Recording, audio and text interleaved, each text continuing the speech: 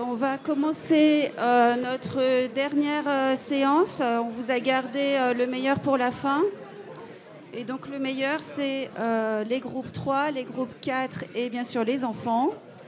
Et donc j'appelle nos représentants français de la task force des groupes 3, Vincent Cotin, puis Étienne-Marie Jutan, pour nous parler des hypertensions pulmonaires, des maladies respiratoires chroniques. Merci beaucoup Ségolène, bonjour à tous. Alors nous allons présenter successivement, je présente les points clés et Étienne-Marie, les éléments principaux de la discussion. Voilà mes liens d'intérêt, et en fait c'est intéressant les liens d'intérêt parce que il y a dans ce domaine des nouveaux venus, et c'est l'un des bénéfices d'avoir enfin, et on va y revenir, d'avoir enfin un essai positif dans les hypertensions pulmonaires associées aux pnéumopathies interstitielles. Ça suscite l'intérêt des industriels et la possibilité d'avoir de nouveaux médicaments qui seront développés dans ce domaine. Alors voici les membres de la task force. Étienne-Marie a voulu mettre une jolie, je ne sais pas si elle est jolie, mais une photo des membres. Mais on avait la chance d'avoir 2 représentants français, puisque je faisais partie du groupe, et Étienne-Marie a été invité à participer comme junior, puisque dans chaque groupe de travail, il y avait un junior. Alors les principales questions, il ne s'agissait pas de refaire tout, même si dans le document écrit, c'est une revue de synthèse.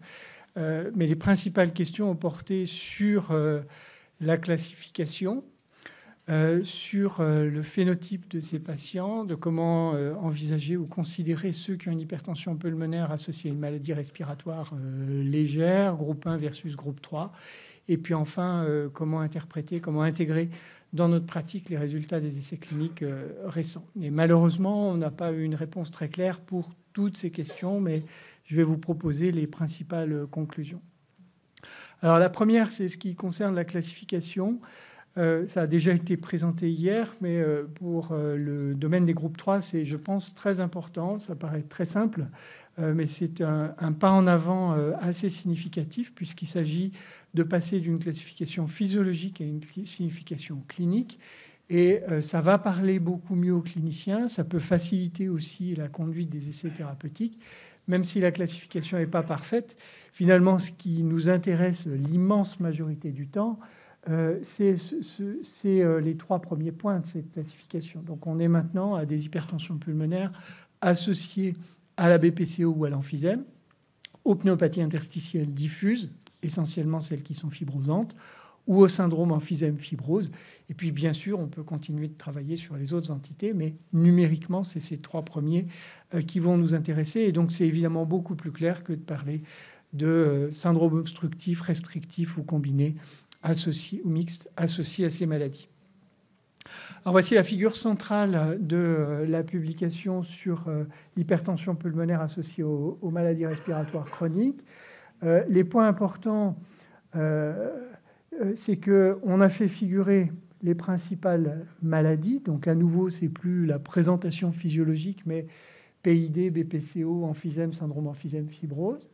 Et puis, le deuxième point, c'est tous les ronds qui sont autour. Alors, vous allez me dire, il n'y a rien de bien nouveau, c'est le cathétérisme, c'est le scanner thoracique. Mais en fait, ce qu'on voulait, c'est insister sur le phénotype, sur le phénotypage. Et s'il y a un mot-clé à retenir, c'est qu'on a fait assez peu de progrès, mais on a compris qu'il fallait mieux phénotyper ces patients. Et donc, c'est ça le message principal, à mon sens, de cette task force. Il y a le phénotypage, bien sûr, fonctionnel, bien sûr, hémodynamique, ça, c'est pas nouveau. Mais on a mis un accent très important sur le phénotypage de l'imagerie, et c'est la donnée manquante dans beaucoup d'études. Et on pense que c'est quand on aura beaucoup de données de patients très bien phénotypés qu'on va arriver à faire des progrès. Alors, sur l'approche diagnostique, la bonne nouvelle, c'est qu'on conserve la démarche en 3 étapes, avec suspecter l'hypertension pulmonaire, puis la détecter, puis la confirmer. Et donc, pour la suspecter, vous verrez dans le document, mais c'est finalement des choses qui ne sont pas complètement nouvelles, mais qu'on a souhaité présenter en 4 domaines. Un domaine clinique, un domaine fonctionnel, biologique et morphologique. Par exemple, une dyspnée non expliquée ou une réduction de la capacité à l'exercice qui soit mal expliquée, ou une réduction importante de la diffusion par rapport au volume pulmonaire quand on est dans une pneumopathie interstitielle, par exemple, ou dans la BPCO, ou une limitation très importante de la réserve circulatoire, même si ça a ses limites. Dans le domaine biologique, il s'agit de l'élévation du BNP ou pro-BNP. Et puis, celui sur lequel on insiste, je le répète, c'est le domaine morphologique. S'il y a une dilatation des artères pulmonaires, par exemple, c'est l'un des critères pour suspecter, évoquer l'hypertension pulmonaire. Aucun de ces critères n'est suffisant pour être utilisé largement en dépistage. On en reste pour l'instant à essayer de les combiner et de suspecter lorsque l'un est présent. La deuxième étape, une fois qu'on a cette suspicion clinique, c'est d'évaluer par l'échographie cardiaque, je ne vais pas revenir là-dessus en détail, pour finalement confirmer avec le cathétérisme cardiaque droit. Un point important, c'est cette petite ligne en pointillé, qui est que parfois on fait un cathétérisme cardiaque droit, même si l'échographie cardiaque n'est finalement pas déterminante ou n'est pas très en faveur d'une hypertension pulmonaire, parce qu'on connaît bien les limites de l'échographie cardiaque dans le domaine en particulier de l'hypertension pulmonaire associée aux maladies respiratoires, que ce soit la BPCO ou la pneumopathie interstitielle.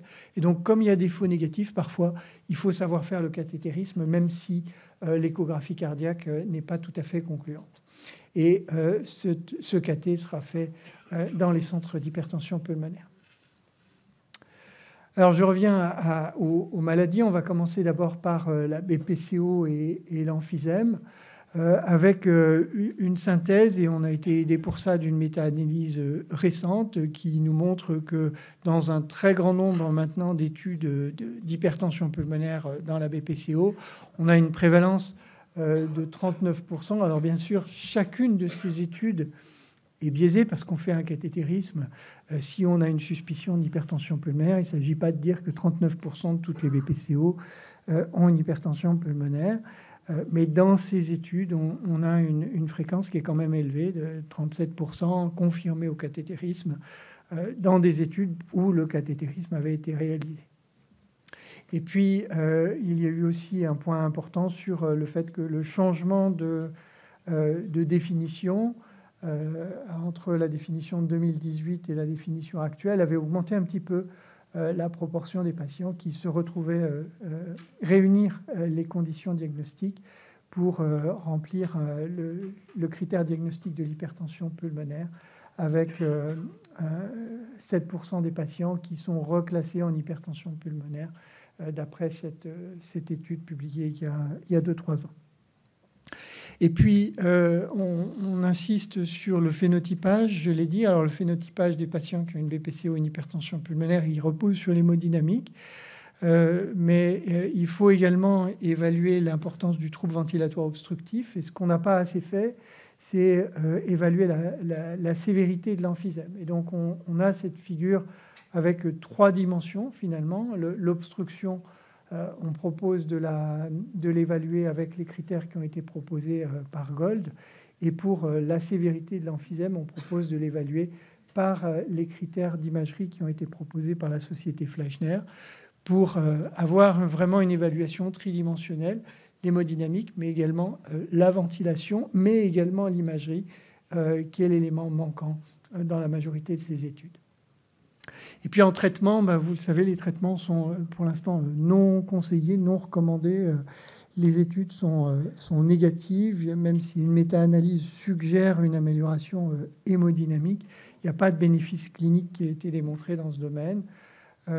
Les critères, je vais passer rapidement parce qu'on a, je crois, un petit peu de retard, mais globalement, les études sont négatives et il n'y a pas de traitement qui soit recommandé.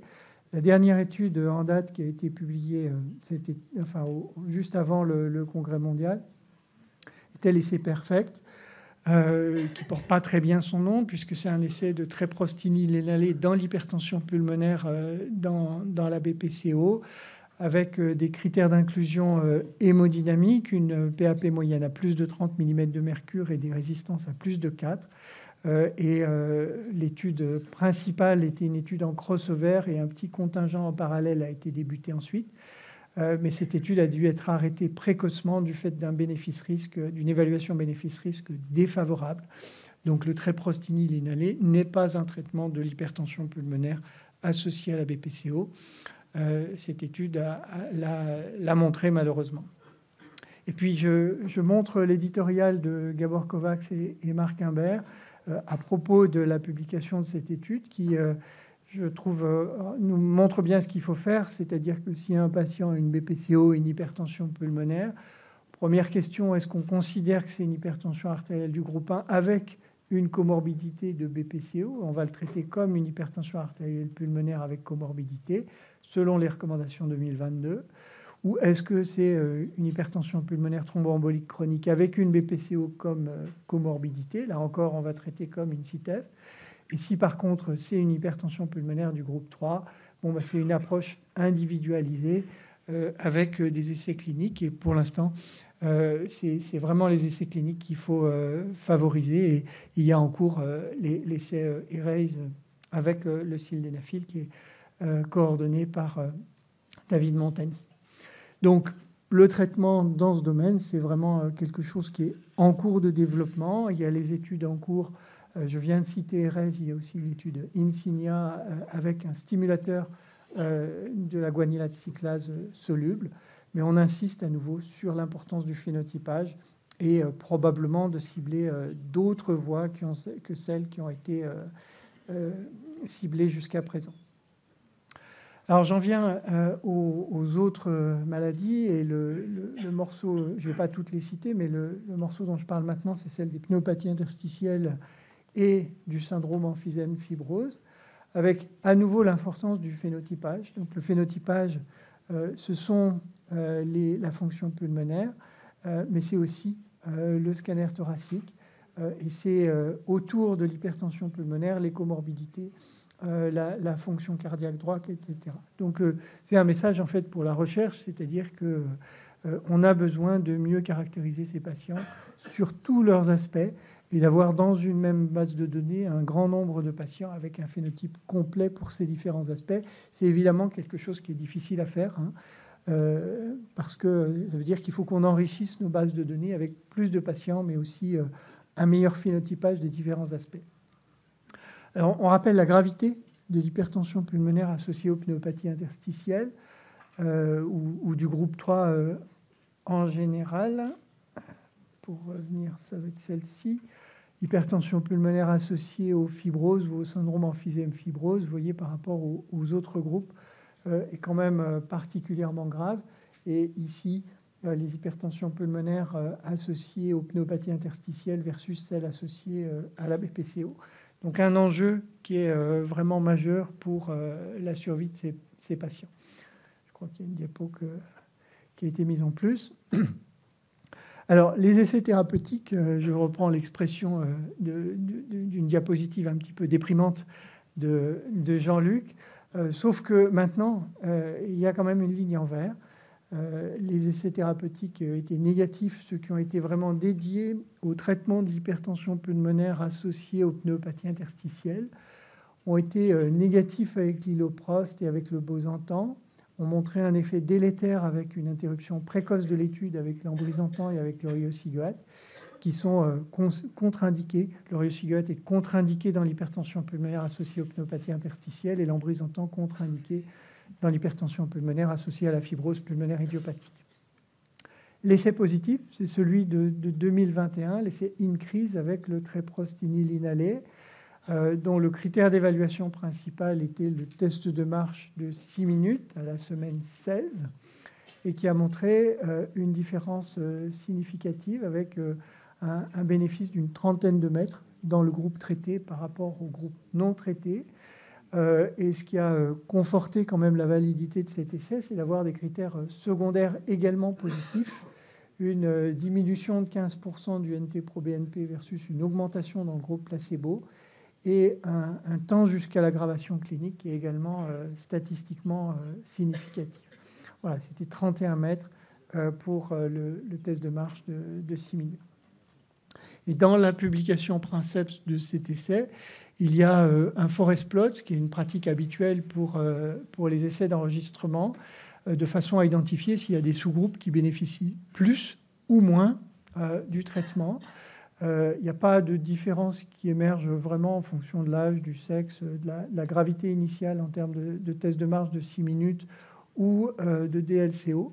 Par contre, peut-être moins d'efficacité chez les patients qui ont un syndrome emphysème-fibrose, et on va y revenir dans la discussion, et moins d'efficacité d'après cette analyse en forest plot chez les patients qui ont des résistances qui ne sont pas très élevées, à moins de 4 unités Wood. Donc ce sont ces deux points qui font beaucoup discuter. C'est une étude qui est positive, qui a conduit à l'enregistrement du médicament aux États-Unis et dans d'autres pays, mais pas en Europe. Mais c'est vrai que cette analyse en sous-groupe sur les syndromes emphysème-fibrose et sur le niveau des résistances appelle des données complémentaires, et on y reviendra d'ailleurs cet après-midi dans la session recherche. Alors, en dehors du tréprostinil inhalé, il y a maintenant plus de données qui sont disponibles sur les inhibiteurs de phosphodiesterase 5. Et j'ai sélectionné ici la plus récente de ces études. C'est une étude anglaise sur rétrospective observationnelle sur le registre. Des patients qui ont reçu du sildenafil ou pas dans une hypertension pulmonaire des pneumopathies interstitielles, avec dans cette étude un bénéfice qui semble, enfin une survie qui est statistiquement significativement meilleure dans le groupe traité par rapport au groupe non traité. Alors c'est rétrospectif, donc on se dit bien sûr on a traité ceux qui étaient les plus à même de bénéficier, enfin où le clinicien a voulu les traiter. Il y a eu une correction par un score de propension pour essayer d'ajuster à la gravité, mais quand même c'est une étude rétrospective. Donc, ça n'est pas un niveau de preuve très, très élevé, mais c'est une des justifications pour potentiellement utiliser les IPDE5 chez certains de ces patients. Alors, en termes de traitement, on n'a pas voulu être trop catégorique parce que vous avez vu, le niveau de preuve et les données disponibles sont relativement modestes. Le meilleur niveau de preuve que l'on a, c'est pour le tréprostinil inhalé, mais pour les PID. Mais c'est un médicament qui n'est pas approuvé en Europe, qui n'est pas remboursé, même s'il y a maintenant un accès compassionnel.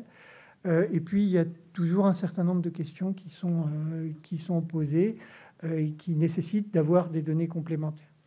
Donc, pour éviter d'avoir une démarche très tranchée, on a proposé une figure plus équilibrée qui montre des éléments non en faveur du traitement ou des éléments qui sont plutôt en faveur du traitement en reprenant les différents domaines que j'ai cités tout à l'heure pour l'approche diagnostique. Et si on a une maladie où on est convaincu que les symptômes se sont accentués à l'installation de l'hypertension pulmonaire, si on a un niveau de gravité hémodynamique plus important, et dans le domaine des PID, on se porte maintenant surtout sur le niveau des résistances, on parle d'hypertension pulmonaire sévère au-dessus de 5, ou si on a une ventilation qui est relativement maintenue, ou un niveau très élevé de NT-proBNP, une pneumopathie interstitielle pas très étendue, pas très sévère à l'imagerie, et si on a accès aux médicaments, ce seront des éléments qui vont être en faveur de l'introduction d'un traitement à l'opposition des critères qui sont à gauche. Mais il n'y a pas de choses tranchées pour dire il faut traiter ou non traiter. Donc ça donne une place très importante à la discussion multidisciplinaire dans les centres spécialisés. Je rappelle ici ce que disent les recommandations ERS-ESC 2022, qui est qu'on peut envisager le tréprostinil chez les patients qui ont une hypertension pulmonaire associée à une pneumopathie interstitielle. Je viens de rappeler la donnée principale. Bien sûr, pas d'embrisentan, pas de riocigate et pas de façon systématique de traitement de l'HTAP chez ces patients. Mais on peut aussi envisager les IPDE5, en particulier dans les cas d'hypertension pulmonaire sévère associée aux pneumopathies interstitielles. Et ma dernière diapositive est pour rappeler l'importance du phénotypage. Je le répète, c'est vraiment le mot-clé de ce groupe de travail du World Symposium, avec le fait qu'il faut évaluer la gravité hémodynamique. Ça, c'est quelque chose qu'on a appris à faire depuis plusieurs années.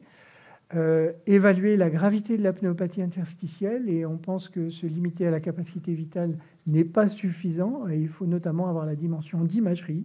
On a des patients qui ont une capacité vitale normale alors qu'ils ont une maladie déjà bien avancée à l'imagerie, et inversement. Et puis, il faut ajouter l'autre dimension, ce sont les comorbidités. l'emphysème, éventuellement une composante cardiaque gauche, des apnées du sommeil, l'âge chez ces patients. Donc c'est un domaine assez complexe avec un nombre de variables importants qui est probablement l'une des raisons pour lesquelles on a du mal à avancer beaucoup, même en observationnel. Voilà, je vous remercie et je laisse la parole à Étienne Marie pour la discussion.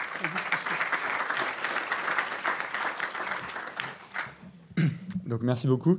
Voilà, donc, comme disait Vincent Cotin, moi j'ai eu la chance d'être membre junior de cette task force numéro 13 sur les maladies respiratoires chroniques. Suite à tout ce que vous avez présenté, les points clés présentés par Vincent Cotin, nous avons retenu 3 questions principales. Comme l'avait dit hier Marc Imbert, on a pu publier l'article au mois d'août, très, très proche du World Congress, mais c'est le résultat de 2 ans de discussion, de réunions mensuelles, dans lesquelles on a discuté certains points, et donc on en a sélectionné 3 qu'on voudrait vous faire monter, qu'on fait l'objet de questions pendant nos débats, pendant la présentation même, avec quelques ajustements même sur la classification, et même hier avec des questions de Ségolène Turquier, sur lesquelles je vais revenir. Donc les nouveautés les plus importantes, je ne les redis pas parce qu'elles viennent d'être bien détaillées. Et donc les 3 questions qu'on retient, c'est on a parlé de cette classification qui est passée d'une classification physiologique à clinique. Il y a bien sûr les HTP associés à la BPCO, à la PID, à l'emphysème fibrose. Puis il y a aussi la question des autres maladies respiratoires, est-ce qu'il y a des évolutions intéressantes. Il y a tout ce débat sur les HTAP avec phénotype respiratoire, les HTP du groupe 3 avec phénotype vasculaire, comment les classer, est-ce qu'on peut aller plus loin. Et en ce qui concerne la thérapeutique, avec cet essai clinique positif, l'essai INCREASE, comment l'intégrer et est-ce qu'il est assez tôt pour généraliser ces traitements et dans quel sous-groupe. Donc, sur la première question, la question du groupe et des autres maladies, David Montagny vous l'a présenté hier, il y a une astérix qui a été mise dans les autres maladies respiratoires, c'est que c'est les autres maladies respiratoires, mais qui n'incluent pas celles qui restent dans le groupe 5 et qui peuvent avoir des mécanismes multiples. Donc les maladies qui restent, les autres maladies parenchymateuses qui restent dans le groupe 3 sont celles où les mécanismes principaux vont être des mécanismes d'atteinte parenchymateuse avec une vasoconstriction hypoxique, un remodelage et des HTP en général modérés, proportionnels, même si ce terme est toujours un peu compliqué, à la maladie respiratoire, avec donc la lymphangioleiomyématose, la dilatation des bronches et d'autres maladies. Et le point important, c'est que les autres maladies qui ont aussi une atteinte respiratoire, comme la sarcoïdose, l'histiocytose langerhansienne et la neurofibromatose de type 1, restent classées dans le groupe 5, du fait des mécanismes multiples qui peuvent être impliqués dans ces maladies. Pour la première fois, on a parlé d'hypertension pulmonaire post-tuberculose, et c'est la première fois que c'était présenté au Congrès mondial de l'hypertension pulmonaire. Aujourd'hui, ce n'est pas intégré dans la classification ni dans le groupe 3 ni dans le groupe 5, mais par manque de données, par le fait que c'est souvent des maladies qui vont arriver dans des pays où les cathétérismes sont peu réalisés, il y en a très peu de données hémodynamiques, mais lorsqu'on reprend quand même les données, on observe que ces hypertensions pulmonaires sont chez des sujets plus jeunes, avec bien sûr une destruction parenchymateuse et vasculaire liée aux séquelles post-tuberculose, mais peut-être aussi d'autres mécanismes, des médiacinites fibreuses, des atteintes parfois de l'endothélium, des atteintes cardiaques gauches, qui font que certainement qu'ils pourront classer dans le groupe 5 et qu'il y a besoin de s'intéresser plus à ces formes d'hypertension pulmonaire associées à la tuberculose. Et en ce qui concerne les maladies non parenchymateuses, on a gardé les syndromes d'hypoventilation et la pneumonectomie. Au sein du syndrome hypoventilation ont été remis les maladies neuromusculaires et les maladies avec déformation thoracique, comme la kyphoscoliose, dans lequel il y a différents mécanismes qui peuvent donner une hypertension pulmonaire. Le syndrome obésité-hypoventilation est aussi mis ici. Et c'est vrai qu'il y a un point, c'est qu'il y a certains patients avec des syndromes obésité-hypoventilation qui n'ont pas de troubles ventilatoires restrictifs. En reprenant une revue de la littérature de l'ERR qui reprend 15 études et 700 patients, la médiane de CV est de 60%. Et l'interquartile supérieur est à 85%. Donc il y a un quart des patients avec SOH qui n'ont pas de troubles ventilatoires restrictifs. Ça pourrait être une évolution et peut-être garder le terme de maladie pulmonaire non parenchymateuse sans garder forcément le terme restrictif. Mais sans aller trop loin, voilà, toutes les hypoventilations étaient regroupées ici. Et ce qui est surtout important de souligner, c'est la prise en charge. J'ai rappelé que la prise en charge de ces maladies, c'est avant tout la prise en charge de l'hypoventilation qui va reposer sur la ventilation dans un premier temps, avant de réévaluer l'efficacité de cette prise en charge. pour la classification, il y a toute cette discussion sur ces formes particulières d'hypertension pulmonaire avec phénotype respiratoire. Et la question subsidiaire, c'est pourrait-on aller plus loin, pouvait-on aller plus loin et intégrer aussi l'HTAP avec phénotype respiratoire dans les HTP du groupe 3. C'est vrai qu'il y a, on ne va pas le redétailler, mais on connaît maintenant bien ce cluster 3 à partir des registres, le registre européen Coopera, qui présente ces patients avec la courbe en bleu de survie ici moins bonne sur des patients plus âgés, fumeurs, avec une DLCO basse. Une des limites de Coopera, c'est qu'il y avait très peu de données de scanner. Les patients, on l'a dit, étaient parfois pas assez phénotypés. Il y a des études qui incluent le registre aussi Aspire, dans lequel il y avait plus de scanners. Et ce qui était intéressant, c'est que quand on prend les données de scanner de ces patients avec phénotype respiratoire, il y en a 30% qui avaient de la fibrose pulmonaire au scanner, 49% qui avaient de l'emphysème, bien plus que dans la HTAP classique, un peu moins que dans ceux qui étaient classés en groupe 3. Et ces patients répondaient, donc qui sont ici au milieu, répondaient, on le voit avant, après traitement, ils étaient plus souvent en monothérapie et répondaient moins bien au traitement que les HTAP classiques et se comportaient plus comme les HTP du groupe 3. Et ce qui était retrouvé aussi en termes de survie, avec ici en vert des survies qui étaient plus proches des HTP du groupe 3. Ça, c'est des données hémodynamiques. Il y a aussi des données histologiques plus récentes qui montrent qu'il y a peut-être aussi un différentiel histologique de ces patients. Lorsque, sur une étude histologique qui reprenait 50 poumons de patients post-mortem qui avaient une sévérité hémodynamique similaire, il était observé que les patients sans lésion plexiforme avaient un phénotype qui se rapprochait du phénotype respiratoire, plus âgé, plus d'hommes, plus de tabagisme, une DLCO plus basse, et ce qui pourrait donner aussi un rationnel histologique à différencier ces patients.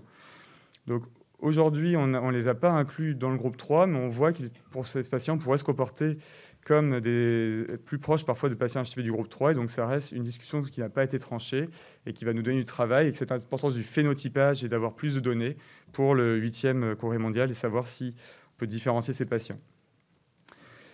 Enfin, pour la question de thérapeutique, il y a l'essai INCREASE, un essai positif sur le test de marche à 16 semaines. Il est maintenant utilisé avec un accès compassionnel en France, autorisé aux États-Unis. Est-ce qu'on a assez de données est-ce qu'on est prêt à le généraliser, ce traitement ? Donc il y a eu l'essai INCREASE et puis il y a eu beaucoup d'essais post-hoc. Je ne vais pas tous les présenter, mais je voulais vous présenter celui-ci. Et je remercie Laurent Bertoletti d'avoir expliqué tout à l'heure la méthodologie du win ratio. Dans cette étude post-hoc, a utilisé le win ratio sur INCREASE, c'est-à-dire qu'on a regardé les événements d'aggravation sous forme de paire entre les patients traités qui sont ici avec les petits carreaux et les patients dans le groupe placebo, en faisant une analyse hiérarchique de ces événements d'aggravation et en faisant des paires, en regardant le ratio entre les patients traités et non traités. Et ce qu'on observe de façon hiérarchique, c'est que numériquement, il y a moins de patients dans le groupe traité qui avaient un décès, des hospitalisations cardio-pulmonaires, une aggravation du test de marche, plus qu'il y avait une amélioration clinique qui était définie sur le test de marche et l'évolution du BNP. Et lorsqu'on faisait le win ratio en prenant de façon hiérarchique ces événements, le win ratio était positif en faveur du traitement pour le treprostinil au sein de la population d'INCREASE. Mais il y a cette question des sous-groupes, et Vincent Cotin vous l'a montré avec le forest plot de l'étude de Princeps. Et lorsqu'on s'intéresse justement à ces sous-groupes, on se pose des questions dans les sous-groupes, notamment le emphysème fibrose. Il semblait moins répondre sur le test de marche. En ce qui concerne les événements d'aggravation, dans cette étude qui a regardé les événements multiples d'aggravation, le décès, l'exacerbation chez les patients traités et non traités qui avaient un emphysème fibrose, on observe sur cette petite population qu'il semblait y avoir moins d'événements d'aggravation dans le groupe emphysème fibrose. Donc peut-être que ça peut nuancer ces résultats et amener à peut-être pas complètement abandonner cette piste et la creuser dans d'autres études. En ce qui concerne les HTP avec les HTP modérés, RVP moins de 4, là aussi dans le forest plot, ça ressortait moins, enfin il ressortait comme non efficace. Mais il y a des débats de savoir s'il faut. On sait qu'il y a un impact de l'HTP dans la mortalité même en dessous de 4 unités Wood. Et il y a une étude post-hoc qui a été publiée par Jason Weatherald récemment sur les 66 patients qui avaient des résistances à moins de 4. Et finalement, qui montre que même si ça ne s'améliorait pas sur le test de marche, il y a quand même une tendance favorable sur des événements d'aggravation clinique, sur les exacerbations de la maladie sous-jacente, sur la progression de la maladie. C'est trop tôt sans doute pour l'utiliser. Il y a une faible puissance de cette analyse en sous-groupe et il faut encore privilégier les traitements de la maladie sous-jacente. Et puis l'organisation des soins est sans doute non prête à prendre en charge un grand nombre de patients avec des résistances à moins de 4.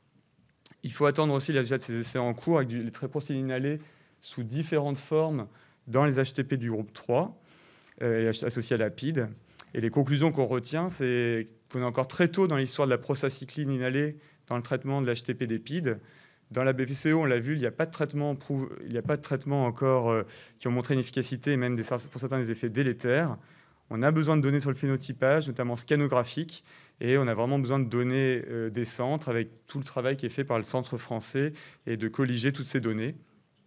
Donc les priorités d'ici le 8e symposium, ce sera de mieux caractériser ces patients avec ce phénotype respiratoire, les HTP avec phénotype vasculaire, parce qu'il faut tous les regrouper au sein du même groupe et les intégrer dans le groupe 3, dans l'hypothèse qu'il y a une authentique maladie vasculaire liée au tabac, d'identifier de nouveaux biomarqueurs, d'intégrer des données de recherche omiques, comprendre l'impact des facteurs environnementaux et d'exposition, et voilà, de décrire plus précisément ces phénotypes. Et donc je remets cette belle photo.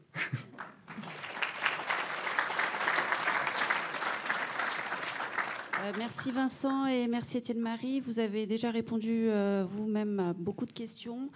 On a très peu de temps. Est-ce qu'il y a quelqu'un dans la salle qui a une question brève à poser? Harry Chawat.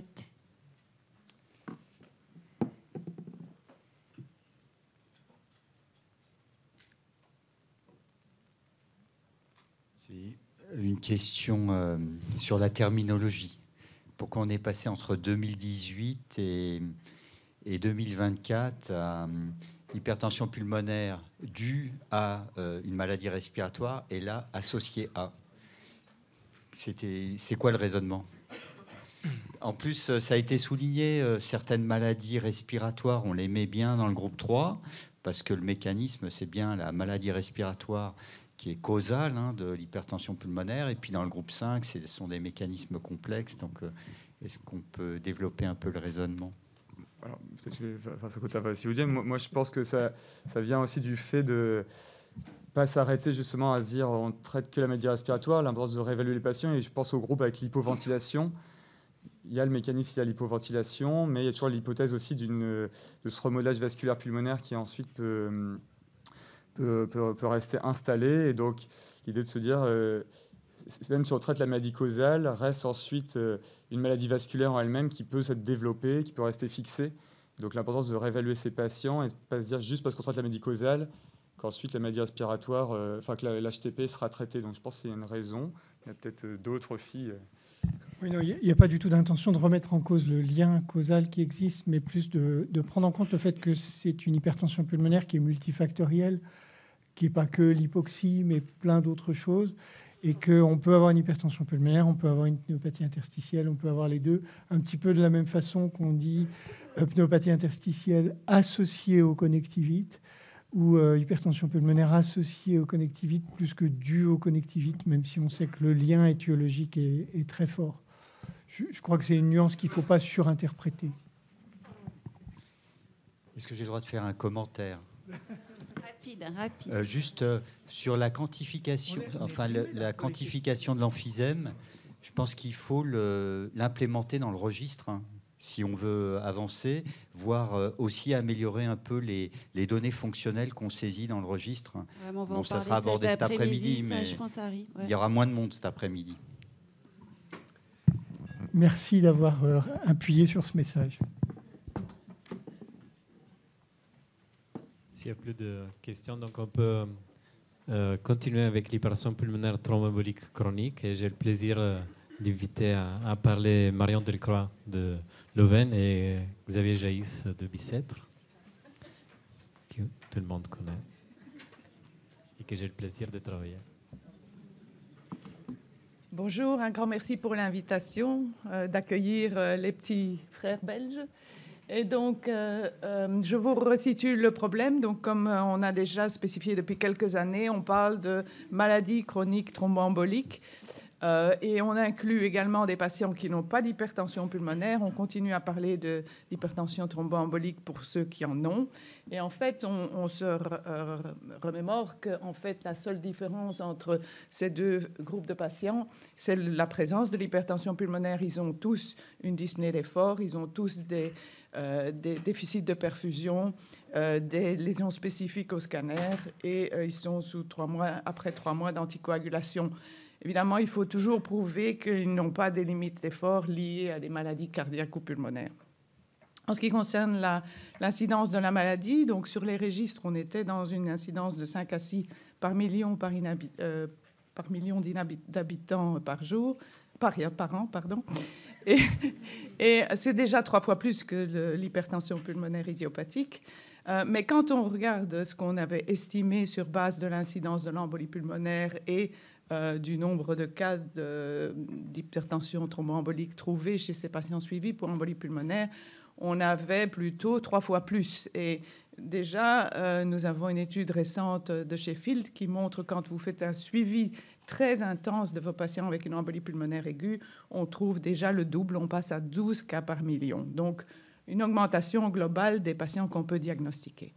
En ce qui concerne le traitement, et la task force est essentiellement focusée sur le traitement, on a donc 3 compartiments, proximal, distal, et puis les petits vaisseaux qui ont chacun leur approche spécifique. En ce qui concerne l'endartermie pulmonaire, donc on avait reproduit les trouvailles des guidelines dans lesquelles il y a une recommandation 1B pour l'endartériectomie. On sait qu'à peu près toujours 66% des patients sont considérés opérables et reçoivent donc une intervention.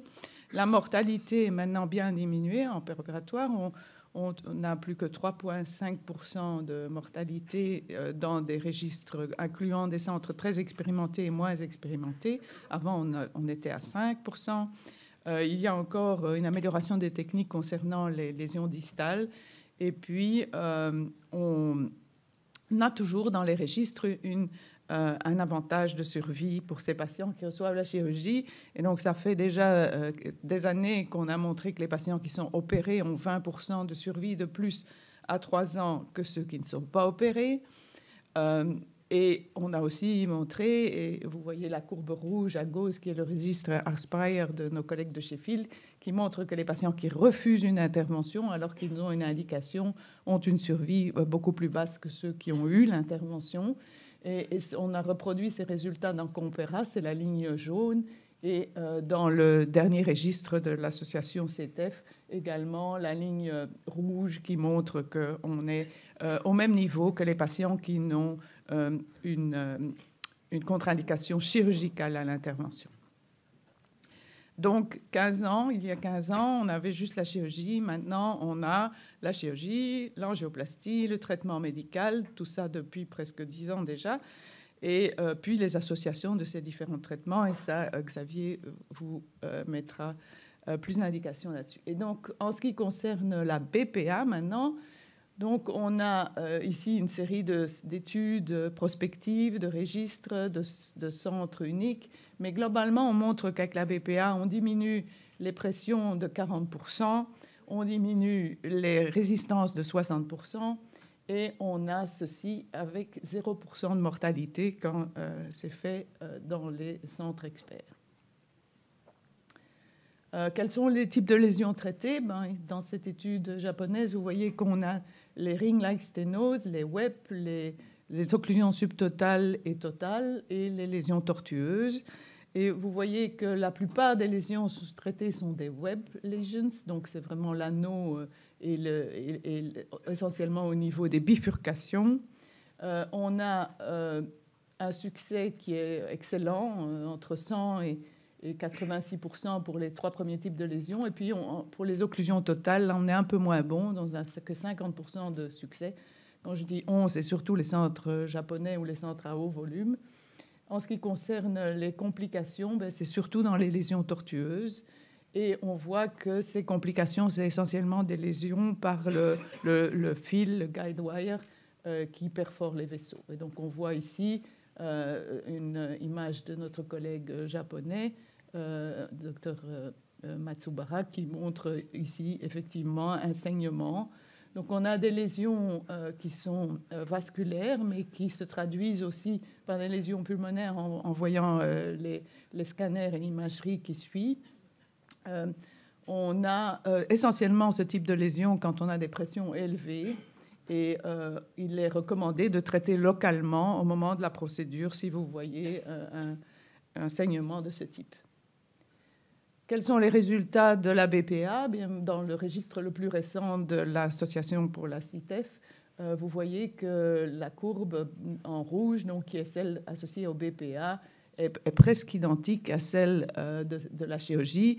Évidemment, en raison des contre-indications médicales, les patients qui reçoivent la BPA sont en général moins fringants que ceux qui reçoivent la chirurgie. Et on a trouvé au niveau japonais, ils ont encore des meilleures groupes de survie, on est à 94%. Alors, donc, quand on regarde dans un registre incluant à peu près 1000 patients, on voit que les deux facteurs les plus importants pour influençant la survie de votre patient, c'est les interventions mécaniques. En ce qui concerne le traitement médical, on voit ici les études qui ont rapporté les effets des anticoagulants et essentiellement la différence entre les anticoagulants non vitamine K et les vitamines K, les antagonistes de la vitamine K. Et vous voyez que en fait, les résultats sont un petit peu hétérogènes. On a beaucoup d'études qui montrent que les saignements sont similaires, mais il y en a une qui montre quand même que les saignements sont plus bas avec les NOAC, ce qui paraît assez logique vu notre expérience en embolie pulmonaire aiguë. En ce qui concerne les récidives, on a quand même 2 études qui suggèrent qu'on aurait plus de récidives sous nouveaux anticoagulants. Et en fait, une étude aussi a vu qu'il y avait plus de caillots frais dans le matériel de PEA sous anticoagulants non vitamine K. En termes de survie, ici, vous avez la première étude qui a rapporté qu'il n'y avait pas de différence de survie entre les deux, et c'est confirmé dans des registres plus importants. Donc, globalement, probablement qu'on a un peu plus de saignements et un peu plus de récidives, et que l'un compense l'autre. En ce qui concerne maintenant les études médicamenteuses, on a aussi pas mal de problèmes dans la CTF. Donc, vous voyez les 7 études rapportées ici, la première étant une étude ancienne qui était négative, le test de marche n'était pas amélioré malgré une amélioration des résistances vasculaires pulmonaires. On a des études en vert qui ont conduit à une approbation de le médicament, donc le riociguat, et puis on a des études qui ont été positives, mais qui n'ont pas conduit à l'approbation du médicament, avec le macitentan, le tréprosténine et le celexipac. Et enfin, en tout cas pas dans le monde entier, et en ce qui concerne les 2 dernières études, eh bien, elles ont été arrêtées en raison de non-signification à l'étude intermédiaire, et donc on a arrêté pour futilité. Évidemment, il faut savoir que les dernières études ont été faites chez des patients qui avaient déjà, en général, un traitement sous-jacent par riociguat. Quels étaient les effets hémodynamiques? Pas si mal que ça. Vous voyez qu'on a environ 25% de diminution des résistances vasculaires pulmonaires avec les traitements médicaux. Et dans ce rapport, cette analyse rétrospective des données françaises, vous voyez que même quand on combine le riociguat avec un antagoniste des récepteurs de l'endothéline, eh bien, on peut même arriver à 47% de réduction, ce qui est quand même assez similaire à ce qu'on voit dans l'hypertension pulmonaire, l'hypertension artérielle pulmonaire. À long terme, c'est l'étude CHEST aussi avec le riociguat qui montre qu'en fait, la période sans détérioration est extrêmement favorable et est liée à la réponse en aigu, au test de marche, MBNP et classe fonctionnelle. Donc, en fait, ce sont les mêmes facteurs de risque qui prédisent le risque dans l'hypertension pulmonaire idiopathique. En finant, le nouvel algorithme thérapeutique est le suivant. Donc, évidemment, on laisse nos patients sous anticoagulants pour éviter une récidive. Ensuite, on a une évaluation multidisciplinaire. Et la première question, c'est est-ce que le patient est opérable? Si c'est le cas, on procède à une endartérectomie, qui reste le traitement de choix, comme demande le chirurgien, pour les patients opérables. Et puis, la deuxième question, c'est est-ce qu'on peut faire une BPA? Si on fait une BPA, on recommande de donner un traitement médical avant si les pressions sont plus de 40 et que les PVR sont à moins de 4. Et les autres patients reçoivent un traitement médical avec la seule drogue approuvée actuellement en Europe. Et puis, à 3 mois et 6 mois, fondamental, on réévalue le patient, on réenvisage toutes les approches thérapeutiques de manière à compléter le traitement. Comme vous avez vu, on a pas mal d'approches possibles. Xavier.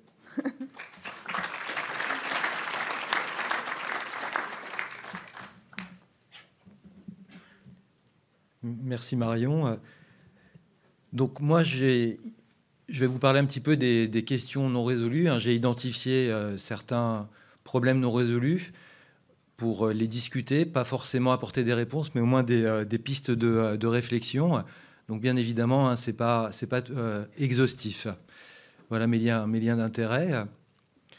Donc on a vu que la première étape, lorsque un patient a un diagnostic d'hypertension pulmonaire thromboembolique chronique, c'était d'évaluer l'opérabilité et de proposer une endartérectomie pulmonaire si le patient était opérable. On dispose maintenant de beaucoup de données dans la littérature qui montrent que le niveau des résistances préopératoires a un impact majeur sur la mortalité à la fois précoce mais aussi tardive. Et on voit dans ces deux études qu'à partir d'un seuil de 800 DIN, on a une mortalité qui est significativement plus élevée. Et donc la problématique actuelle avec la disponibilité de traitements comme l'angioplastie pulmonaire, les traitements médicamenteux, est de savoir quelle est la meilleure stratégie de prise en charge des patients opérables qui ont une hémodynamique sévère et donc qu'on pourrait identifier comme étant des patients à plus de 800 DIN. Alors la première proposition, c'est bien évidemment d'envisager un traitement médical avant l'endartérectomie pulmonaire. Et finalement, concernant les données dans la littérature, on a un niveau de preuve qui est malheureusement assez faible pour dire que les traitements médicamenteux sont bénéfiques.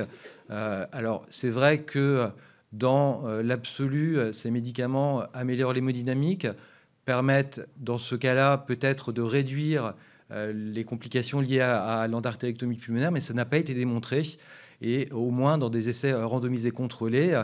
Donc on a encore du travail à faire à ce niveau-là.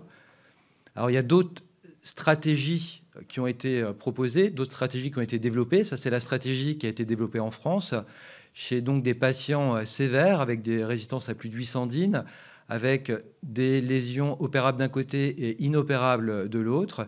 Et donc la stratégie utilisée est une stratégie qui associe d'abord un traitement médical de manière à faire baisser les résistances vasculaires pulmonaires, puis une angioplastie pulmonaire du côté où les lésions sont inopérables. Alors le traitement médicamenteux avant l'angioplastie dans le but de réduire les complications liées à l'angioplastie avant la chirurgie dans le but d'améliorer l'hémodynamique et surtout de réduire la durée de l'intervention. Ça permet à la fois de réduire le temps d'arrêt circulatoire, le temps d'hypothermie profonde, puisque finalement le chirurgien ne va aller opérer que d'un côté.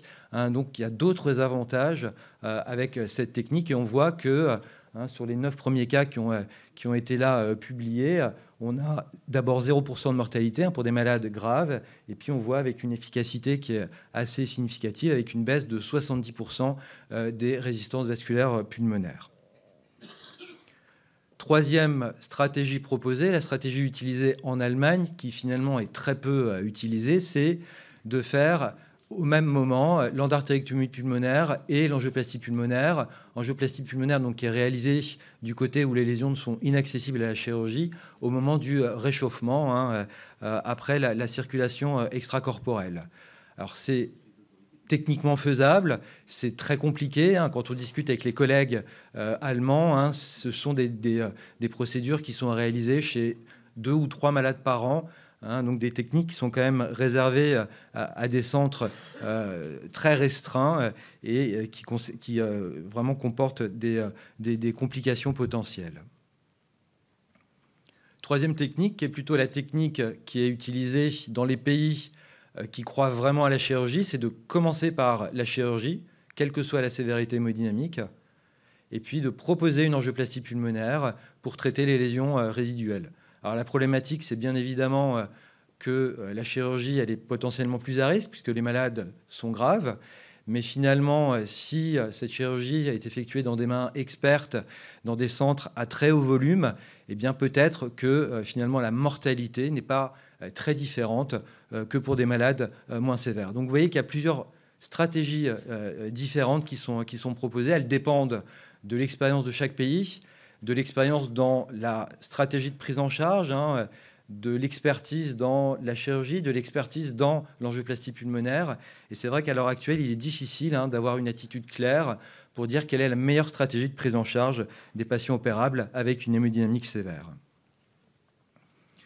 Alors, si on passe maintenant aux patients non opérables, donc lorsqu'un patient est non opérable, qu'il est candidat pour une angioplastie pulmonaire, on doit lui proposer une angioplastie pulmonaire et donc un traitement médicamenteux si la PAP moyenne est à plus de 40 ou les résistances à plus de 4, puisqu'on a démontré dans l'étude RACE à laquelle vous avez participé que de traiter les malades avant l'angioplastie pulmonaire permettait de réduire les complications liées à l'angioplastie pulmonaire.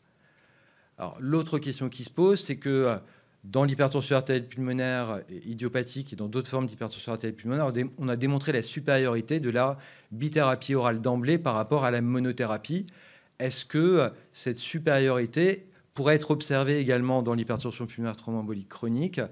Donc, cette question sera apportée, la réponse à cette question sera apportée, on espère, par l'étude d'impact à laquelle vous avez aussi participé, donc qui va comparer une combinaison d'emblée par macitentan-riociguat à un traitement par riociguat seul avant angioplastie pulmonaire. Donc le design de l'étude est aussi intéressant parce que c'est une étude aussi de stratégie puisqu'elle intègre à la fois une prise en charge médicamenteuse et une angioplastie pulmonaire avec un critère d'évaluation à 16 semaines qui sera les résistances.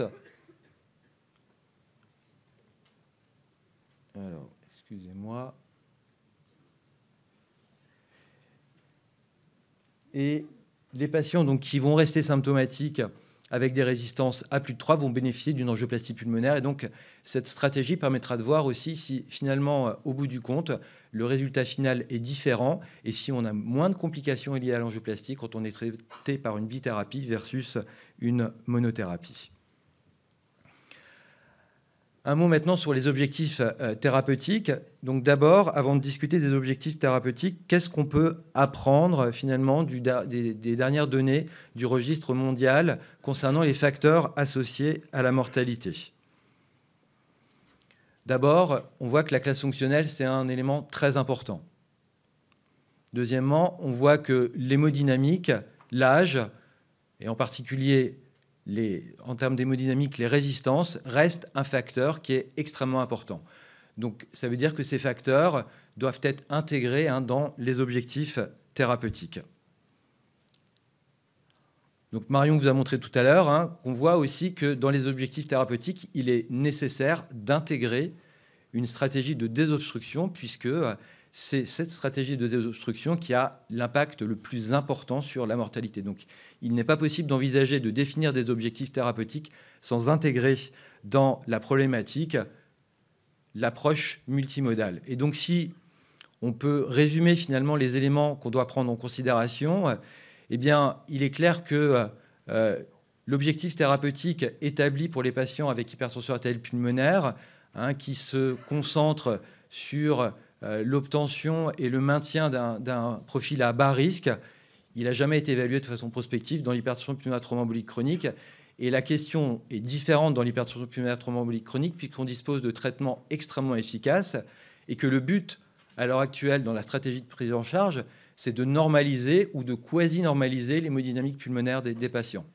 Donc il est évident qu'il est important de considérer cette notion de normaliser ou de quasi-normaliser l'hémodynamique pulmonaire dans la définition des objectifs thérapeutiques. Alors ces objectifs thérapeutiques doivent bien sûr être individualisés en fonction de l'âge, des comorbidités et puis des attentes des patients. Alors si on regarde les éléments hémodynamiques qui pourraient finalement être prédictifs et rentrer dans le cadre des objectifs thérapeutiques, eh bien, parmi eux, il y a la PAP moyenne, qui est un élément très important. On voit dans ces deux études qu'avoir un niveau de PAP moyenne inférieur à 30 est associé à un meilleur pronostic à long terme. Simplement, ce pronostic à lui tout seul n'est pas suffisant, bien évidemment, parce que d'abord, ça ne va pas permettre de prédire la stabilité dans le temps, et puis ça ne prend pas en ligne de compte la fonction ventriculaire droite, et en particulier le débit cardiaque.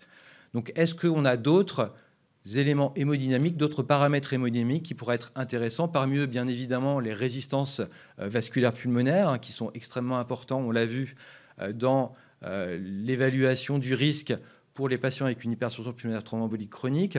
Donc d'abord, qu'est-ce qu'on peut apprendre, hein, des données après chirurgie concernant les paramètres hémodynamiques associés à un moins bon pronostic? On voit que les résistances à plus de 5 unités Wood sont associées à un plus mauvais pronostic.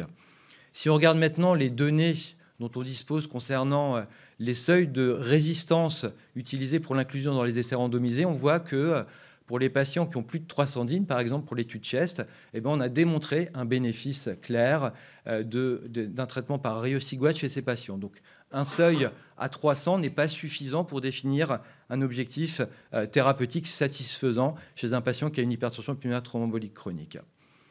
Alors, qu'est-ce qu'on peut apprendre de cette étude qui est très intéressante, hein, qui est une étude anglaise qui a comparé finalement l'histoire naturelle, le devenir de patients, soit sans hypertension pulmonaire, hein, à droite, soit avec une hypertension pulmonaire légère, hein, c'est-à-dire avec une PAP moyenne entre 21 et 25. Donc, ce qu'ils ont pu observer, c'est qu'il n'y avait pas de différence en termes de symptômes, de fonction cardiaque droite entre les deux groupes. Il y avait simplement des résistances plus élevées dans le groupe avec hypertension pulmonaire légère, mais surtout, ce qu'ils ont pu observer, c'est que ni dans un groupe ni dans l'autre n'était observé d'aggravation dans le temps avec un suivi, vous voyez, de 3 ans, ce qui signifie que les patients avec une hypertension pulmonaire légère, 21 à 24 mm de mercure, ne s'aggravaient pas dans le temps. Vous voyez qu'en termes de mortalité, il n'y a pas de différence non plus entre ces deux groupes. Et si on regarde le niveau de résistance vasculaire pulmonaire observé dans ce groupe 21-24, on voit que les résistances étaient aux alentours, en tout cas inférieures à 240 DIN. Et donc, le seuil de 240 DIN pourrait permettre de prédire finalement la stabilité dans le temps et peut-être pourrait constituer un paramètre important à prendre en compte pour définir des objectifs thérapeutiques à atteindre chez ces patients. Et donc, on pourrait proposer ces objectifs thérapeutiques, hein, une classe fonctionnelle 1 ou 2 de la NYHA, une PAP moyenne inférieure à 30 et des résistances à moins de 240 DIN. Alors, un mot sur la désescalade thérapeutique. Hein, donc, il est clair qu'avec l'efficacité des traitements, beaucoup de malades vont arriver aux objectifs thérapeutiques et donc la question de la désescalade thérapeutique se pose. On voit que finalement, dans la réalité, très peu de malades arrêtent tout leur traitement. Hein. Il y a très peu d'études qui ont démontré que les traitements pouvaient être arrêtés, même chez des malades qui avaient normalisé leur hémodynamique. Alors, la poursuite des traitements, bien sûr, entraîne des contraintes, des effets secondaires, un coût. Et donc, la question, c'est est-ce qu'on pourrait envisager une désescalade thérapeutique chez des malades traités avec succès? Alors, dans cette étude, simplement pour vous montrer que les auteurs ont pu montrer finalement que on a comparé des malades qui continuaient une combinaison thérapeutique, des malades qui arrêtaient la combinaison thérapeutique. Donc, ces malades avaient soit plus aucun traitement, soit un traitement. Et on voit que dans cette population, il n'y a pas de détérioration hémodynamique. Donc, des données qui sont plutôt rassurantes. Et donc, à la lumière de ces résultats, eh ben, on a décidé donc d'effectuer une étude donc d'arrêt versus poursuite des traitements chez des malades traités avec succès par angioplastie pulmonaire. Donc le porteur du projet sera Mitya Jevnikar.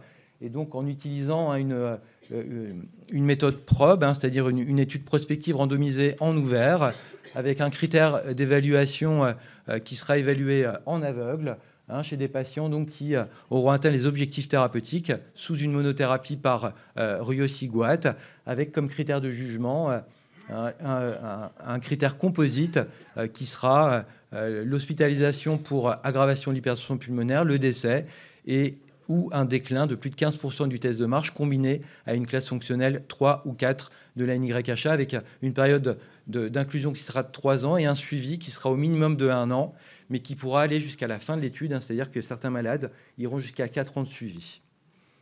Voilà, j'en ai terminé. Merci.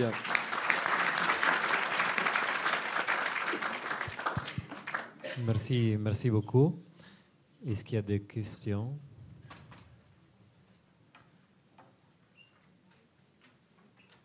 Vous avez déjà répondu énormément. Donc, oui. Je veux faire juste un commentaire. Donc là, maintenant, on a vu le groupe 1, le groupe 2, le groupe 3, le groupe 4. On n'a pas vu le groupe 5, ni les enfants. Mais ce qui est à l'évidence, c'est qu'on ne peut pas continuer cette classification. Parce que de mélanger les 4 groupes qui n'ont rien à voir, c'est une confusion totale, en fait. Donc je pense qu'il est temps de considérer qu'il y a 2 types d'hypertension pulmonaire. Les hypertensions des pulmonaires des maladies rares, où il y a des traitements, où les mécanismes sont bien connus, et les hypertensions des groupes 2 et groupe 3, qui sont des maladies pulmonaires ou cardiaques, où il n'y a aucun traitement efficace pour l'instant. Et il y a une confusion d'ailleurs sur le mécanisme de cette hypertension. Je crois que c'est... Parce que là, de mélanger tout, les gens qui ne sont pas habitués, ils comprennent que en fait, tout ça c'est pareil, etc. Alors qu'il y a des différences qui sont majeures.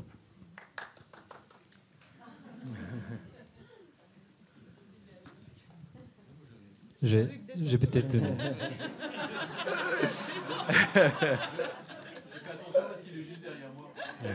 Non,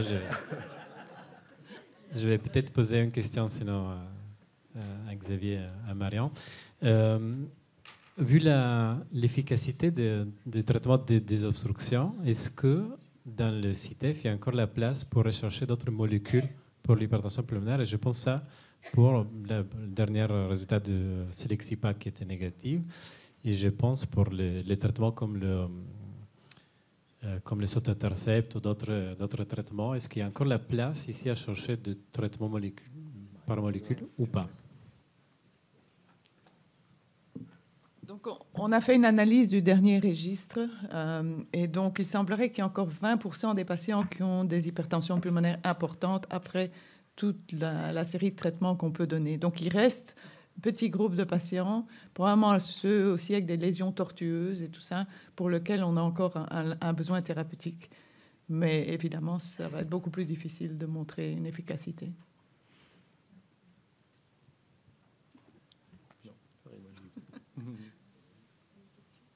Merci. Cécile, elle avait encore une question. Vous parlez des escalades thérapeutiques.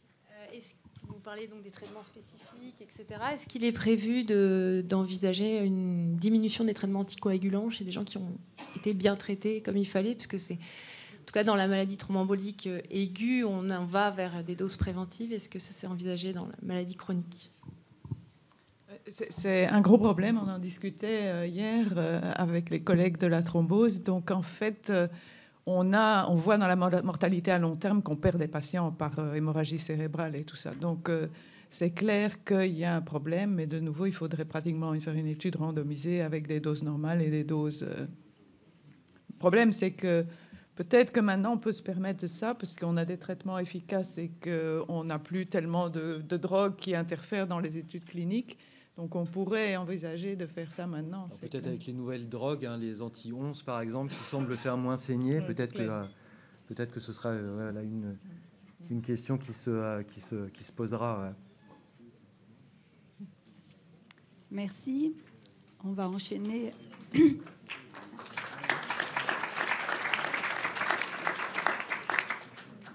On a donc gardé le meilleur pour la fin, les meilleurs pour la fin. Je vous présente donc Damien Bonnet, responsable du réseau des maladies cardiaques congénitales, qui est aussi notre représentant français dans le groupe de travail du Congrès mondial pour la cardiopédiatrie, et Sébastien Asquette, donc, qui fera le pendant, qui est donc le chef de file du groupe des cathétériseurs congénitalistes français. Damien, on te laisse la parole. Merci beaucoup Hélène, merci beaucoup pour l'invitation. Donc, normalement, c'est les femmes et les enfants d'abord, mais à la fin. Donc, je vais vous résumer dans une première partie ce qui a été dit lors du Congrès mondial dans la task force dédiée aux hypertensions pulmonaires de l'enfant. Et puis Sébastien relèvera un certain nombre de difficultés qui persistent encore et posera un certain nombre de questions. Donc voilà un task force avec des gens de différents pays, des Européens, une parité non respectée et trois Américains. Voilà. Donc à peu près équilibré, en gros toujours la même, mais avec, comme dans toutes les task force, un junior member qui a été très important, qui est Menno Doefs de Groningen. Bien évidemment, vous avez discuté depuis hier, et c'est ce qui a été aussi le cas lors du Congrès mondial, de chacun des aspects des différents types d'hypertension pulmonaire dans la population générale des adultes. Et la task force pédiatrique devait couvrir l'ensemble. Donc nous avons choisi un certain nombre de thèmes et je vais faire des petits flashs sur chacun d'entre eux. Je ne parlerai pas du développement des médicaments en pédiatrie, qui est un sujet un peu compliqué. La première réflexion, c'est est-ce que la définition doit rester la même? Et la réponse est oui, la définition de l'hypertension pulmonaire doit rester la même, puisque à l'âge de 3 mois, normalement, l'adaptation postnatale est terminée et on assume que le régime de pression pulmonaire est le même que chez les adultes. La définition a toujours été celle-là à partir de l'âge de 3 mois et un des intérêts d'avoir cette définition commune sur le chiffre de pression artérielle pulmonaire est de faciliter la transition à l'âge adulte, c'est-à-dire de ne pas changer au moment de la puberté de définition. Bien sûr, il n'y a pas de recommandation pour les pressions pulmonaires de 21 à 24 chez les enfants. Il n'y a même pas d'essai thérapeutique qui est inclus jusqu'à maintenant cette population. Précisément en tout cas, et il reste quand même une difficulté qui est la définition du chiffre de pression pulmonaire chez les nouveau-nés et les nourrissons de moins de 3 mois. Pour l'instant, un problème qui n'est pas résolu par le manque de données, bien sûr. Est-ce que la définition de l'hypertension artérielle pulmonaire est la même? Donc c'est tout le problème de l'indexation des résistances vasculaires pulmonaires chez les enfants. Et on sait que le débit va changer en fonction de la taille. Et donc, on a conservé dans la définition la nécessité d'indexer les résistances vasculaires pulmonaires donc à la surface corporelle chez les enfants et de rapporter dans les comptes rendus de cathétérisme cardiaque à partir de la puberté le chiffre de résistance vasculaire pulmonaire et de résistance vasculaire pulmonaire indexée. Donc, une petite différence sur ce point-là. En ce qui concerne la classification clinique, vous voyez sur l'image de gauche la prévalence des différents types d'hypertension pulmonaire. Et chez l'enfant, les formes fréquentes sont les hypertensions pulmonaires du groupe 1, donc les hypertensions artérielles pulmonaires, et le deuxième groupe, ou même le premier en termes de fréquence, est le groupe des hypertensions pulmonaires associées aux maladies respiratoires ou les anomalies du développement. C'est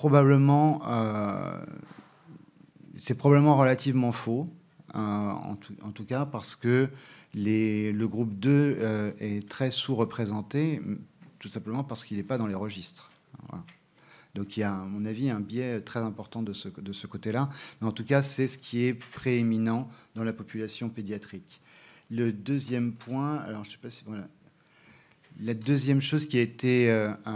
donc la prévalence, je vous l'ai dit. Ce qui a été proposé comme modification, c'est la sous-classification des hypertensions artérielles pulmonaires associées aux cardiopathies congénitales. Je pense que Sébastien en discutera un petit peu après. Rien n'a changé pour les 4 premiers groupes, à l'exception du fait que les communications interauriculaires ou les shunts prétricuspides associées à des hypertensions artérielles pulmonaires chez l'enfant sont considérés comme des shunts coïncidents.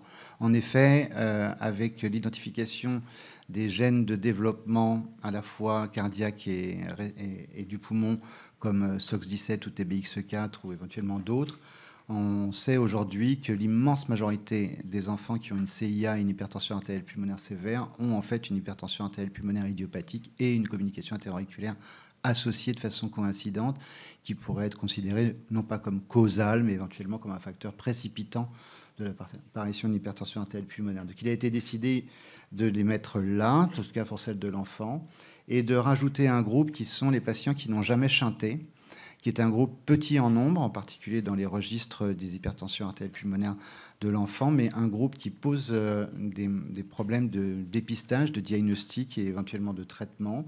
C'est les patients qui n'ont jamais eu de shunt gauche-droite, comme les transpositions des gros vaisseaux ou les hypertensions artérielles pulmonaires qui surviennent chez des patients qui ont des obstacles du cœur gauche. Et donc ce groupe E a été créé en plus. Ce n'est pas un groupe qui va être observé fréquemment dans la population d'adultes, mais c'est un groupe pédiatrique important. Le dernier point en ce qui concerne la classification, c'est de maintenir l'item dans le groupe 5 de cardiopathie congénitale complexe, pas parce qu'on connaît grand-chose sur le sujet, mais pour maintenir l'intérêt sur ce groupe-là, qui avait disparu des guidelines de la Société européenne de cardiologie et de maladies respiratoires et de l'ERS. Donc on a proposé de le rajouter au groupe, à la task force sur la classification. Et donc ça comprend des sujets qui sont difficiles, qui sont les hypertensions pulmonaires segmentaires, donc des maladies, des malformations des vaisseaux pulmonaires, de la physiologie particulière qui est la physiologie des circulations univentriculaires, et puis des physiologies plus complexes avec des contributions, on va dire, à multifacettes à des régimes de pression pulmonaire élevée, comme dans les malformations des veines pulmonaires associées à des malformations pulmonaires ou de l'intestin antérieur, comme le syndrome du cimeterre. Donc des sujets sur lesquels on doit maintenir de l'attention, parce que les patients sont présents, même s'ils sont rares, mais il y a très peu de recommandations. Pour la stratification du risque, le tableau est compliqué puisqu'il contient en fait à gauche en vert les zones de bas risque et à droite en orange les zones de haut risque. Et nous avons listé tous les facteurs de différentes natures que vous reconnaissez pour des tableaux qui sont maintenant anciens et qui étaient présents dans au moins 3 études pédiatriques comme contribuant au risque. À chaque fois, c'était des facteurs comparés 2 à 2.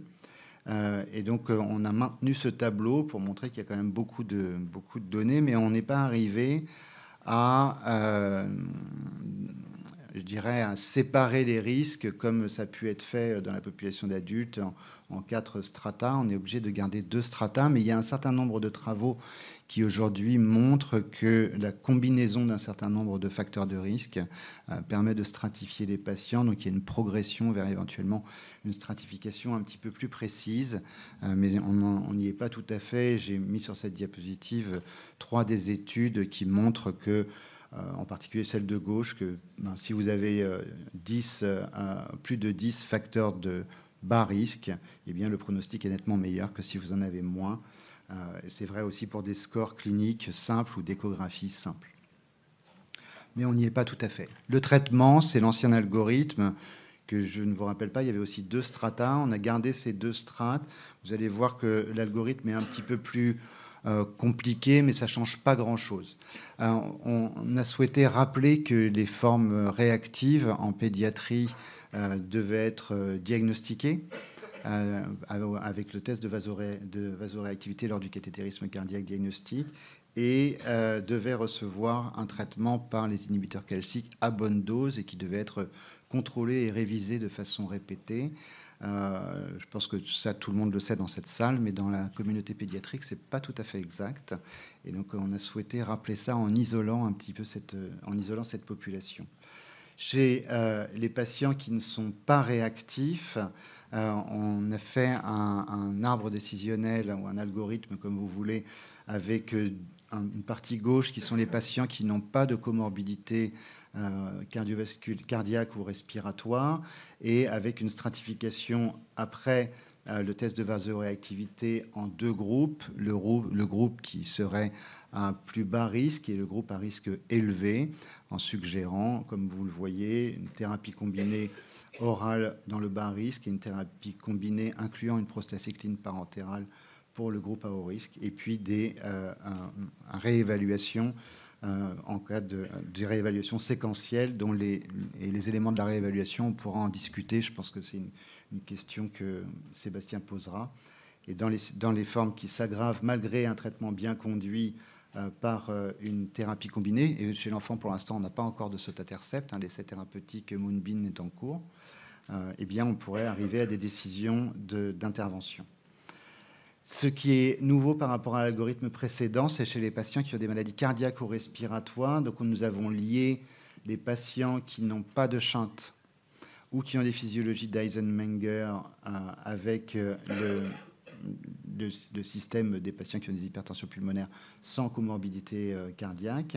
Et donc, c'est la flèche qui va de la droite de l'écran à la gauche de l'écran. Et nous avons rajouté, bien qu'il y ait très peu de preuves ou d'evidence-based medicine, la possibilité chez l'enfant de donner une monothérapie avec un médicament d'hypertension artérielle pulmonaire chez des enfants qui ont des maladies respiratoires, surtout chez des très jeunes enfants, c'est-à-dire des enfants qui ont des bronchodysplasies pulmonaires ou des maladies du développement pulmonaire. Il faut savoir qu'il n'y a pas d'evidence-based medicine sur ce sujet, mais c'est, comme vous l'avez vu, une population importante. Si on arrive aux interventions, la diapositive est un petit peu compliquée, mais elle dit des choses relativement simples en ce qui concerne pardon, la tryoseptostomie, le POTS et la transplantation.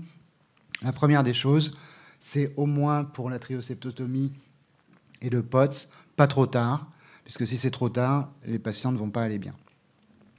Et la deuxième chose que ça dit, c'est que il y a encore une certaine complexité, une certaine difficulté à connaître le chaînage entre ces trois procédures.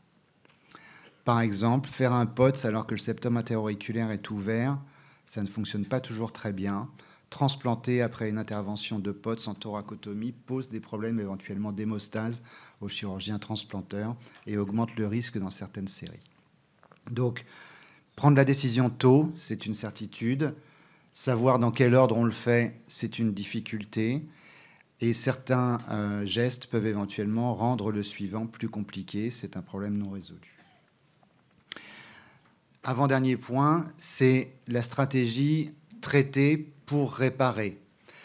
Nous avons trouvé que la terminologie treat and repair, ou repair and treat, puisque les deux ont été utilisés, mais treat and repair était à la fois simpliste et un petit peu ambiguë, puisqu'elle suggérait qu'un certain nombre de patients qui faisaient partie de la zone grise de l'opérabilité pour des champs de gauche-droite puissent être, pour la plupart d'entre eux, traités jusqu'à devenir opérables. Ce qui est complètement faux et ce qui est rare. Et aujourd'hui, nous n'avons pas suffisamment d'informations pour présélectionner les patients qui pourraient suivre ce chemin du treat and repair. Et donc, on a préféré, même si ça reste aujourd'hui quelque chose, on va dire, qui ne résout pas le problème, on a préféré dire que d'un côté, il y avait un certain nombre de caractéristiques phénotypiques qu'il fallait décrire chez tous les patients qui étaient un borderline. Et de l'autre côté, il y avait une boîte à outils qui comprenait des gestes de chirurgie, comme le cerclage de l'artère pulmonaire, des interventions percutanées, comme par exemple la mise en place d'un flow régulateur entre les oreillettes, et des médicaments, et qu'en fonction du phénotype, et en utilisant les différents éléments de la boîte à outils de façon isolée, séquentielle ou simultanée, eh bien, on pouvait amener des patients à aller mieux, c'était déjà l'objectif principal, à ralentir l'évolution de la maladie vasculaire pulmonaire chez ces patients qui ont des champs de gauche-droite, et de façon probablement rare aujourd'hui, chez ces patients borderline, amener ces patients à être totalement réparés. Donc, on a souhaité enlever le terme « treat and repair ». Dernier point, c'est le focus sur l'hypertension pulmonaire néonatale. Pourquoi ? Parce que, bien sûr, tout n'a pas été résolu par l'administration de monoxyde d'azote chez ces enfants. Il y a très peu d'évidence-based, même il n'y en a quasiment pas pour l'utilisation des médicaments. La physiopathologie continue d'évoluer, la compréhension de cette physiopathologie continue d'évoluer. Il y a une très grande variabilité des pratiques en fonction des pays, mais aussi des unités de néonatologie en France. Et puis le dernier point, c'est un petit peu, c'est notre quotidien, même si c'est un petit peu provocateur, c'est que généralement, les cardiologues ne sont pas compris par les néonatologues et réciproquement. Voilà. Enfin, on ne parle pas la même langue et souvent on ne se comprend pas au lit du malade. Donc, l'autre chose qu'on a voulu enlever, pas enlever, mais en tout cas essayer de rendre un petit peu plus réel, c'est le terme de PPHN, c'est un Persistent Pulmonary Hypertension of the Newborn, l'hypertension pulmonaire persistante du nouveau-né. En fait, c'est un terme qui recouvre de très nombreuses maladies. Et si l'hypertension pulmonaire persistante du nouveau-né, c'est les 0,2%, c'est-à-dire c'est nouveau-né à terme, sans cardiopathie congénitale, qui naît avec une hypertension pulmonaire. Et ceux qui n'ont pas de maladie respiratoire dans ce groupe, je pense que nous, on en voit moins de 1 par an un équerre enfant malade. Donc cette maladie-là est exceptionnelle. À l'inverse, les hypertensions pulmonaires du prématuré, c'est très fréquent pendant les premières semaines de la vie, quand ils sont tout petits, et c'est encore plus fréquent quand ils ont la bronchodysplasie pulmonaire. Voilà. Donc il y a des phénotypes qui sont groupés dans PPHN, mais qui sont en fait pas les mêmes maladies. Et puis il y a non seulement des phénotypes, mais des séquences de développement de ces hypertensions pulmonaires qui sont différentes. L'hypertension pulmonaire persistante du nouveau-né, c'est la courbe en vert, c'est-à-dire que les résistances vasculaires pulmonaires ne baissent pas à la deuxième respiration, mais elles baissent éventuellement au bout de quelques heures et peuvent mettre le bébé en péril au départ. Et puis il y a d'autres profils, ceux qui baissent et qui réaugmentent, ceux qui baissent beaucoup plus lentement, et puis ceux qui ne baissent jamais, ou ceux qui se réélèvent tardivement. Donc il y a une combinaison de phénotypes et de séquences qui font qu'il y a un certain nombre de maladies différentes. Et donc il faut certainement continuer à phénotyper ces enfants pour savoir ceux chez qui les traitements peuvent être appliqués avec le plus d'efficacité possible.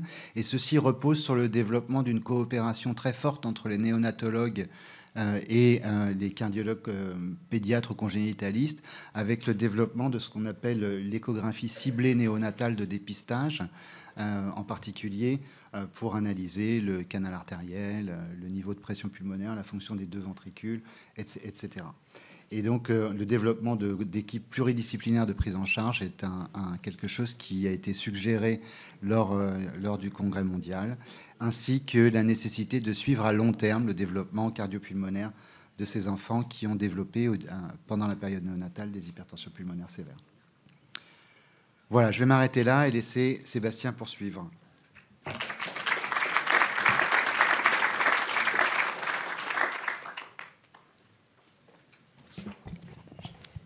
Merci Damien. On m'a demandé de faire très bref parce qu'on est archi en retard. Mais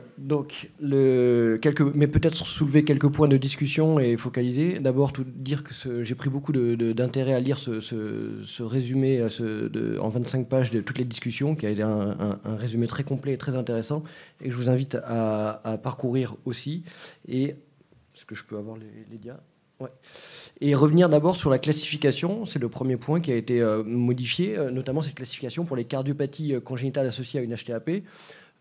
Et en fait, pour avoir peut-être des précisions du groupe et de Damien sur comment on va positionner certains patients, parce qu'on peut parfois avoir un overlap entre la physiologie et de l'anatomie. Je m'entends, par exemple, un patient qui a une CIA, donc on a bien compris que l'idée est de les mettre dans les co-incidentales parce que c'est pas normal, entre guillemets, la majorité des enfants avec CIA ne développent pas d'HTAP, donc il y a probablement une susceptibilité génétique, comme on en a parlé. Mais finalement, si un patient, peut-être même un adulte ou un enfant, mais avec une CIA développe un shunt droit-gauche, on pourrait théoriquement dire qu'il est dans la classification syndrome d'Eisenmenger. Donc comment positionner l'un par rapport à l'autre, le A par rapport au C. Le deuxième point, on a vu que la classification E est apparue. Alors E, finalement, ça va être des patients qui ont une cardiopathie congénitale sans shunt initial réparé, alors que le groupe D, c'est des patients qui ont une cardiopathie congénitale réparée aussi, mais qui avaient éventuellement un shunt au départ. Donc finalement, est-ce qu'il n'y a pas une similitude dans ces patients et pourquoi séparer le D et le E? On sait bien par contre que c'est très important cette classification ABCD finalement parce que les patients du groupe D en particulier, avec le shunt fermé, étaient ceux qui avaient le plus mauvais pronostic, que ce soit chez les adultes et que ce soit aussi chez les enfants. Donc voilà, et finalement ce D versus E, pourquoi? Alors que finalement, on pourrait essayer de simplifier sur un plan thérapeutique, tous les patients qui ont un shunt coïncidental, qui ont un shunt réparé ou qui n'ont pas eu de shunt initial, les D et les E vont avoir la même stratégie de prise en charge thérapeutique, alors que les non corrigés, les shunts à ne pas corriger les Eisenmenger vont plus avoir une prise en charge différente. Donc plutôt stratifier dans ces deux groupes-là plutôt qu'en A, B, C, D, E. Peut-être avoir un petit point d'éclairage après Damien rapidement là-dessus. Ce qui est aussi intéressant, le concept de borderline pulmonary vascular resistance, et finalement comment il s'intercale par rapport à B1 et B2. Finalement, B1, c'était les shunts qu'on doit corriger, et puis B2, c'est les shunts qu'on ne doit pas corriger. Et ce qui est intéressant, c'est que les recommandations ont essayé d'aller au-delà, le groupe de travail a essayé d'aller au-delà de ces chiffres qui avaient été martelés de résistance de 4 et de 8 unités Wood pour définir le corrigeable ou pas corrigeable, et d'avoir une évaluation qui soit plus multiparamétrique compte tenu du faible niveau de preuve qui était associé avec ces chiffres bruts et qui relève d'un côté assez ancien où c'était juste des patients qui étaient opérés, en plus avec des prises en charge qui étaient différentes de maintenant. Et donc sur ce côté B1 versus B2, le concept de comment se positionne le borderline pulmonary vascular resistance, est-ce qu'il est entre les deux ou est-ce que finalement il remplace le B2? Ça c'est peut-être l'autre point à préciser sur cette classification. Voilà, ça c'est le premier point, la première question, Damien. Et puis après, on peut aller sur la suite peut-être. Le micro pour Damien.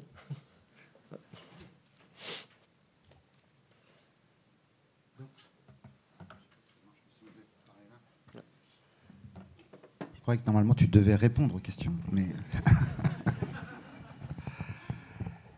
Non, je pense que je vais commencer par la fin, c'est-à-dire, je pense qu'aujourd'hui, on n'a pas résolu du tout le problème des chantes qui sont borderline. On l'a pas résolu tout simplement parce qu'on voit pas ces patients-là. Voilà. Parce qu'on vit dans des pays où les patients sont dépistés, et donc ces patients sont des raretés. Et donc on n'a pas les moyens de faire des essais thérapeutiques avec ce groupe de population. Et donc ce qu'on voit comme chantes non opérables, ce sont des patients qui ont des comorbidités qui ont conduit à différer l'intervention de la date habituelle, ou alors des patients qui sont importés de pays où le traitement n'a pas été appliqué à temps. Donc je ne suis pas sûr qu'on va arriver à répondre à la question. Par contre, je pense qu'on doit conserver l'objectif d'améliorer les patients en utilisant la boîte à outils que j'ai décrite tout à l'heure. Donc je ne réponds pas vraiment à ta question, mais je ne suis pas sûr qu'on va arriver à trouver un chiffre magique ou quelque chose comme ça. Ensuite, en ce qui concerne la classification des cardiopathies congénitales, personnellement, tous les patients qui n'ont plus de shunt, c'est la même chose. Voilà. Donc, soit ils ont un trou, soit ils n'ont plus de trou. Voilà. C'est comme ça que je verrais les choses. Et en termes de stratégie thérapeutique, c'est à peu près pareil. En sachant que le fait d'isoler le groupe de ceux qui n'ont jamais shunté, c'est aussi pour que éventuellement les traitements de l'hypertension artérielle pulmonaire qui peuvent être indiqués dans les RCP des médicaments chez les patients qui ont des shunts gauche-droite ou qui ont eu des shunts gauche-droite puissent être donnés dans ce groupe de population dans certains pays. Ça, je pense qu'en France, ça ne concerne pas trop, mais dans certains pays, oui.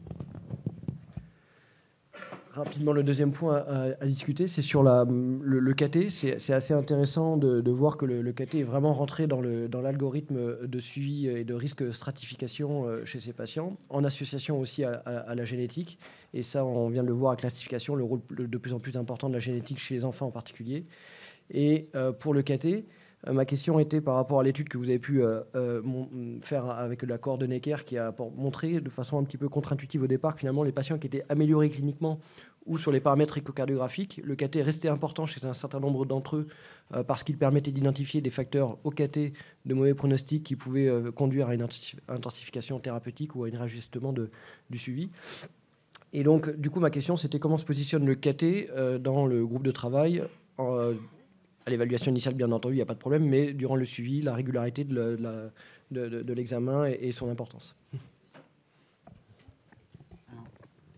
La seule chose pour l'instant qu'on a affirmé, c'est que faire un contrôle de cathétérisme cardiaque chez les enfants après la mise en route du traitement initial est indispensable dans un délai aux alentours qu'on fait entre 4 et 6 mois habituellement. Ce qui argumente cela par rapport aux tentatives non invasives, c'est que les signes de dysfonctionnement du ventricule droit ou des marqueurs comme le NT-proBNP sont souvent normaux chez les enfants même qui ont des hypertensions pulmonaires sévères. Et donc, ils ne contribuent pas beaucoup à l'identification des patients qui restent à risque, alors que les résistances vasculaires pulmonaires, oui. Je ne franchirai pas le pas de dire à quel rythme il faut éventuellement surveiller de façon systématique, puisque je n'ai pas d'informations là-dessus. Et le dernier point, c'est sur le rôle du POTS. Donc c'est très intéressant de voir que le POTS prend sa place de plus en plus dans l'algorithme thérapeutique de l'HTAP pédiatrique, pour toutes les qualités qui lui sont prêtées en termes de baisse de la post-charge et d'amélioration au prix d'une désaturation limitée à la partie inférieure du cœur. Ce qui se discute, c'est sur des aspects techniques. Est-ce qu'il faut faire un POTS en sterno versus en thoracotomie? En sterno, ça peut imposer une CEC, un tube, plus ou moins un tube valvé, pour que ce soit un POTS unidirectionnel. mais avec un risque opératoire potentiellement plus élevé. À l'inverse, un POTS en thoracotomie a maintenant montré que c'était faisable et beaucoup plus accessible avec des bons résultats. En tout cas, c'est la voie d'abord qui est préservée en France pour le moment, même si par contre ça présente un risque hémorragique plus important éventuellement au moment de la transplantation. Pour autant, la transplantation reste possible même avec un POTS par thoracotomie. Donc ça, c'est la première question. Il n'y a pas de question, mais c'est illustrer une différence de pratique entre les centres sur cet aspect du POTS et aussi une place du POTS percutané pour l'instant qui est encore dans le domaine du travail de développement et de recherche, et sa place sera à préciser en différenciant deux aspects dans le POTS percutané. Le POTS qui va être fait sur simplement un stenting d'un tout petit canal artériel, et donc là, ça c'est une procédure qui est faisable relativement simplement et qui marche bien. À l'inverse, le POTS purement cathé, lui, présente un risque opératoire non négligeable et de nécessité de réintervention après sur des stents qui vont se resténoser notamment. Donc le POTS marche bien, mais dans les discussions qui ont émergé à la fin de ce document de consensus, il a été identifié encore la question, alors est-ce qu'on doit faire un POTS ou une transplantation? C'est-à-dire qu'on continue à mettre en différence les deux techniques et comment se chaînent effectivement les différents examens entre la CIA de décharge, même si nous on est plutôt sur du POTS ou de la transplantation, et on a plutôt l'impression normalement par rapport aux travaux qui ont pu être faits en France, notamment sur le suivi à moyen terme de ces patients, que l'on peut essayer d'évoluer vers une approche beaucoup plus tôt du POTS, c'est-à-dire dès qu'un patient a une HTP suprasystémique et qu'il n'a pas les objectifs thérapeutiques cliniques atteints, alors que la transplantation va être réservée à des patients différents, beaucoup plus âgés, beaucoup plus tard dans l'évolution de la maladie, en insuffisance cardiaque, et on sait que chez ces patients-là, le POTS ne fonctionnera pas bien. Donc j'ai été peut-être étonné, mais peut-être que c'est un point que Damien va pouvoir éclaircir sur le fait que le POTS est encore considéré relativement tardivement, alors qu'on a plutôt l'impression que nous on essaye de pousser pour une approche très précoce du POTS dans la maladie chez les patients indiqués. Je pense qu'il s'agit tout simplement la principale raison, c'est que nous, on a commencé il y a bientôt 25 ans à faire des POTS, et puis qu'aux États-Unis, on a commencé il y a 10 ans. Donc voilà.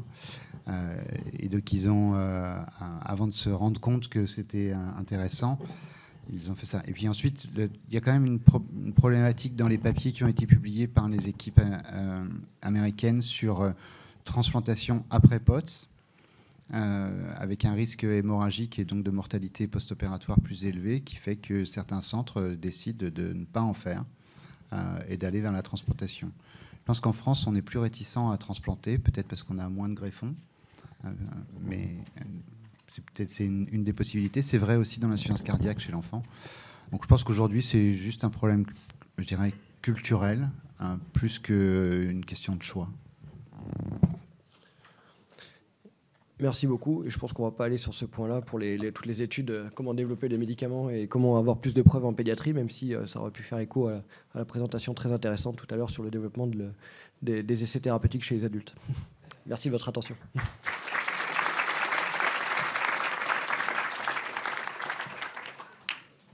Merci à tous les deux. Est-ce qu'il y a une question dans la salle ? Oui, j'avais éventuellement une toute petite question pratico-pratique. Sébastien, tu as répondu déjà à celle de la place du caté, mais dans le souci de la transition vers l'âge adulte et donc vers les équipes qui prennent en charge l'HTAP de l'adulte, est-ce que vous pensez que le score français ou le score Reveal est-ce qu'on a les données pour le tester dans la population, notamment des adolescents ? Parce qu'ils vont passer d'un monde pédiatrique avec son score et vers le monde adulte où on va changer un petit peu le paradigme. Pourquoi est-ce que tu poses cette question ? Parce que souvent la transition pour les patients, elle est un peu compliquée entre l'univers où on les suivait essentiellement avec de l'écho. On les suit avec de l'écho, des tests de marche, du NT-proBNP, de l'acide urique, des CIPET, de l'IRM, tout ça. Donc ils sont suivis avec voilà, avec des outils qui sont identiques. Simplement, on ne calcule pas de score particulier. Chez les petits et chez les grands, on fait la même chose que chez les adultes, mais on les transitionne vers les services d'adultes quand ils deviennent soit des grands ados, soit majeurs. Voilà. Peut-être qu'encore une fois, il y aura une différence entre ceux qui ont un trou ouvert et ceux qui n'ont pas de trou, qui ont de l'HTAP idiopathique. Pour le coup, là, les patients sans cardiopathie congénitale sont vraiment beaucoup plus pris en charge comme les adultes classiques de l'HTAP, je crois. Et ceux qui, par contre, auront une physiologie associée à un shunt persistant, ouvert, probablement que là, la risque stratification est beaucoup moins claire, notamment dans le syndrome d'Eisenmenger, et qu'on s'appuie sur des signes cliniques qui sont différents, la cyanose, etc. Donc peut-être qu'il y a cette dichotomie, par contre, pour les stratifier en termes de pronostic. Merci. S'il n'y a pas d'autres questions, je crois que c'est le temps de clôturer. Olivier, on